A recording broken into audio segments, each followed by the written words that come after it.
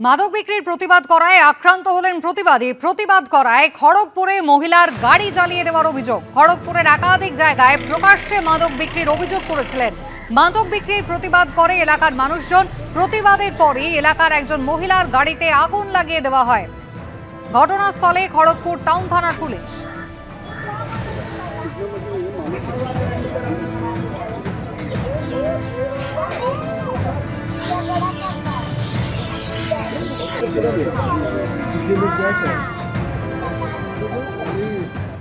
ভোটের আগে খয়রাতির পাল্টা খয়রাতি। লক্ষ্মীর ভাণ্ডারের পাল্টা বিজেপির। ক্ষমতায় এলেই মহিলারা পাবেন মাসে ২৫০০ টাকা, সেই সঙ্গে ৫০০ টাকায় রান্নার গ্যাস, বাসে ফ্রি যাতায়াত, ১০ লক্ষ টাকা পর্যন্ত আয়ুষ্মান ভারতে বিনা পয়সায় চিকিৎসা। প্রতিশ্রুতি শুভেন্দু অধিকারীর। কটাক্ষ করেছে তৃণমূল কংগ্রেস। লক্ষ্মীর ভাণ্ডার সারা ভারতবর্ষে নয়, সারা পৃথিবীতে আমরা চালু করেছিলাম, মনে রাখবেন, আর সারা জীবন পর্যন্ত চলবে। মহিলাদের জন্য ২৫০০ টাকা, ৫০০ টাকার গ্যাস, সরকারি বাসে মহিলাদের ফ্রি। কেউ বলেন ভেট দিয়ে ভোট কেনা, কেউ আবার বলেন জনমুখী প্রকল্প। যে যাই বলুক না কেন, ভোটের আগে ভোটারদের নানা ধরনের প্রতিশ্রুতি বা ভেট দেওয়ার রেওয়াজ নতুন নয়। একসময় যা সীমাবদ্ধ ছিল দক্ষিণের রাজ্যগুলিতে, এখন তা গ্রাস করেছে গোটা দেশকে। লক্ষ্মীর ভাণ্ডার কিংবা কন্যাশ্রীর মতো প্রকল্প চালু করে ইতিমধ্যেই একাধিক নির্বাচনের ঢালাও ভোট পেয়েছেন। তৃণমূলের এই হাতিয়ার ভোঁতা করতে এবার ভোটের আগেই প্রতিশ্রুতির ঝুলি উপর করে দিলেন শুভেন্দু অধিকারী। তৃণমূল ১০০০ টাকার লক্ষ্মীর ভাণ্ডারে বাড়ির মহিলাদের অ্যাকাউন্টে দিচ্ছে ১০০০ টাকা। বিজেপি বলছে ক্ষমতায় এলে ২৫০০ দেবে, ৫০০ টাকায় মিলবে গ্যাস। স্বাস্থ্যসাথী প্রকল্পে প্রতি পরিবারকে বছরে ৫ লক্ষ টাকা চিকিৎসা বীমা দিচ্ছে তৃণমূল সরকার। ভোটের আগে শুভেন্দু অধিকারী বলছেন বিজেপি ক্ষমতায় এলে আয়ুষ্মান ভারতে ১০ লক্ষ টাকা পর্যন্ত মিলবে বিনা পয়সায় চিকিৎসা।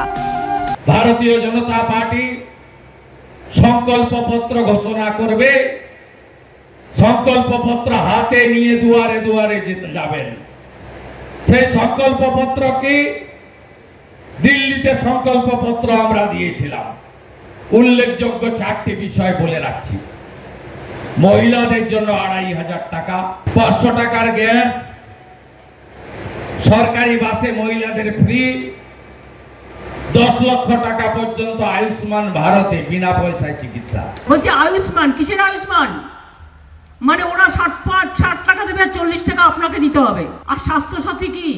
১০০ টাকাই গভর্নমেন্ট দেবে। ১০০ টাকাই গভর্নমেন্ট দেবে। কোনটা ভালো? বাংলার লক্ষ্মীর ভাণ্ডারের ধাঁচে প্রকল্প চালু করেছে বিভিন্ন রাজ্য।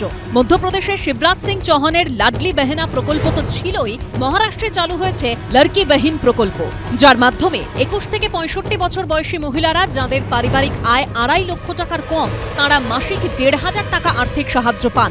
পশ্চিমবঙ্গে ক্ষমতায় আসতে এই সব ফর্মুলা প্রয়োগ করতে চাইছে রাজ্য বিজেপি। ২১০০ টাকা মহিলা,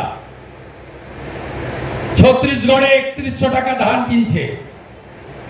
বছরে এককালীন মা তারি যোজনায় মহিলাদের এককালীন ১২০০০ টাকা দিচ্ছে। পাশের রাজ্য উড়িষ্যা, পায়েবাট কাছেই, সুভদ্রা যোজনায় মহিলাদের বছরে এককালীন ৫০০০০ টাকা দিচ্ছে। লাডলি বহিন প্রথম চালু হয়েছিল মধ্যপ্রদেশে, শিবরাজ সিং চৌহান মুখ্যমন্ত্রী ছিলেন, তখন ছিল ১৫০০০, এখন হয়েছে ২৫০০০। কেউ কেউ এখন থেকে বলছে এত দেবো অত দেবো। নির্বাচনের আগে যা বলেছিল দেয়নি। মুম্বাইতে দেয়নি, মধ্যপ্রদেশে দেয়নি, রাজস্থানে দেয়নি। এরা ভোটের আগে একরকম বলে, ভোটের পরে ভুলে যায়। আমরা করি না, আমরা যা বলি আমরা সেটা করি। আমি যদি কথা দিই, আমি কথা থেকে কখনো সরে যাই না। ২০১৩ সালে যুবশ্রী প্রকল্পের সূচনা করেন মুখ্যমন্ত্রী। মুখ্যমন্ত্রীর চালু করা এমপ্লয়মেন্ট ব্যাংকে নথিভুক্ত বেকার ছেলে মেয়েকে ১৫০০ টাকা করে ভাতা দেওয়া হয়। এর পাল্টা শুভেন্দু অধিকারী তুলে ধরছেন ভিন রাজ্যের বিজেপি সরকারের প্রকল্পের প্রসঙ্গ। মাধ্যমিক পাস বেকার যুবক যতক্ষণ না চাকরি পাচ্ছেন ৪০০০ টাকা বেকার ভাতা দিচ্ছে দেবেন্দ্র ফাডনবিসের নেতৃত্বে এনডিএ সরকার। মহারাষ্ট্রে ক্ষমতায় আসার পরেই ওই লাডলি বেহেন যোজনা থেকে সব মহিলাদের নাম বাদ দিয়ে দিচ্ছে। আর শুভেন্দুর এই স্টেটমেন্ট প্রমাণ করলো যে তার মানে ওরা ৫০০ টাকায় রান্নার গ্যাস চাইলেই দিতে পারে। রান্নার গ্যাস তো কেন্দ্রীয় সরকার নিয়ন্ত্রণ করে। এই বিজেপি আসলে নিজের ভোট ব্যাংকের জন্য বাংলার মানুষের প্রতি বঞ্চনা করছি। অভিষেক বন্দ্যোপাধ্যায়, মমতা বন্দ্যোপাধ্যায় এই জন্যই এদেরকে বাংলা বিরোধী বলেন। সব দলই খয়রাতির রাজনীতি করে, কিন্তু নিজে দিলে বলে কল্যাণ আর বিরোধী দিলে খয়রাতি। এটাই হচ্ছে রাজনীতির প্রহসন। ঋত্বিক প্রধান ও ঝিলং করঞ্জাইয়ের রিপোর্ট, এবিপি আনন্দ। 2026-এর বিধানসভা ভোটের আগে ডিজিটাল ময়দানে দখল নিতে ময়দানে নামলেন অভিষেক বন্দ্যোপাধ্যায়। শুরু করলেন নতুন কর্মসূচি আমি বাংলার ডিজিটাল যোদ্ধা। এই নামের ওয়েবসাইটে তৃণমূলের যোদ্ধা হিসেবে নিজেদের নাম নথিভুক্ত করতে পারবেন তরুণ তরুণীরা। শুধু মাঠে ময়দানে নয়, ভোটের প্রচার যুদ্ধ এখন পুরোদস্তুর হয় সোশ্যাল মিডিয়াতেও। 26-এর মেগা ফাইটের আগে ডিজিটাল ময়দানের দখল নিতে এবার নতুন পথে হাঁটলেন অভিষেক বন্দ্যোপাধ্যায়। আমি আজকে একটি বিশেষ উদ্যোগ চালু করছি, যার নাম হচ্ছে আমি বাংলার ডিজিটাল যোদ্ধা। বর্তমান রাজনীতিতে সোশ্যাল মিডিয়ার ভূমিকা অত্যন্ত গুরুত্বপূর্ণ। ফেসবুক, হোয়াটসঅ্যাপ ব্যবহারকারী জেন জির কথা মাথায় রেখে যুযুধান সব শিবিরই তাদের প্রচারে মাধ্যম করেছে সোশ্যাল মিডিয়াকে। প্রধানমন্ত্রী নরেন্দ্র মোদী বরাবর সমাজ মাধ্যমে সক্রিয়। নমো অ্যাপের মাধ্যমে সারা বছরই দলীয় কর্মীদের সঙ্গে যোগাযোগ থেকে শুরু করে জনসংযোগ করেন তিনি। বিজেপির আইটি সেলও ব্যাপকভাবে সক্রিয়। পিছিয়ে থাকে না কংগ্রেস কিংবা সিপিএমও। বিজেপি কিংবা তৃণমূলকে ছেড়ে কথা বলেন না তাদের ডিজিটাল যোদ্ধারাও। এই আবহেই এবার ডিজিটাল মাধ্যমে গেরুয়া শিবিরকে টক্কর দিতে নতুন কর্মসূচি শুরু করলেন তৃণমূলের সর্বভারতীয় সাধারণ সম্পাদক অভিষেক বন্দ্যোপাধ্যায়। আমি বাংলার ডিজিটাল যোদ্ধা নামে একটি ওয়েবসাইট তৈরি করেছে তৃণমূল। ওয়েবসাইটের মাধ্যমেই তৃণমূলের যোদ্ধা হিসেবে নিজেদের নাম নথিভুক্ত করতে পারবেন তরুণ তরুণীরা। আজকের লড়াই শুধু বন্দুক বা তলোয়ার দিয়ে নয়, আজকের লড়াই মোবাইলে, সোশ্যাল মিডিয়ায়, সমাজ মাধ্যমে এবং সর্বোপরি সত্যের বার্তা দিয়ে আমাদের লড়তে হবে। বাংলার আত্মসম্মান যারা প্রতিদিন নষ্ট করে বা আত্মসম্মানে যারা প্রতিদিন আঘাত করছে, যারা মিথ্যা ও ঘৃণার রাজনীতি ছড়াচ্ছে, সাম্প্রদায়িকতার বীজ বপন করছে, তাদের জবাব দিতে হবে তথ্য দিয়ে, পরিসংখ্যান দিয়ে, যুক্তি দিয়ে আর আত্মবিশ্বাসের সাথে বাংলার গৌরব দিয়ে। এবার এই ডিজিটাল মাধ্যমে তৃণমূল কংগ্রেসের যারা বাহিনী আছে তারা এখন মানুষকে ভুল বোঝাবে, বিশেষ করে এসআইআর নিয়ে, এবং দেশবিরোধী কিছু কার্যকলাপ হয়তো করাবে, রেল জানানো, রেলের অফিস ভাঙচুর করা, এর মাধ্যমে এরপরে হয়তো তোলাবাজিও শুরু হবে। তো স্বাভাবিকভাবে এই ডিজিটাল মাধ্যমে এখন আপনারা ডিজিটাল তোলাবাজি দেখবেন তৃণমূল কংগ্রেসে। একসময় বৃদ্ধতন্ত্রের কটাক্ষ শুনতে হতো যে সিপিএমকে কিংবা শতাব্দী প্রাচীন কংগ্রেসও এখন ডিজিটাল ফাইটে পোক্ত।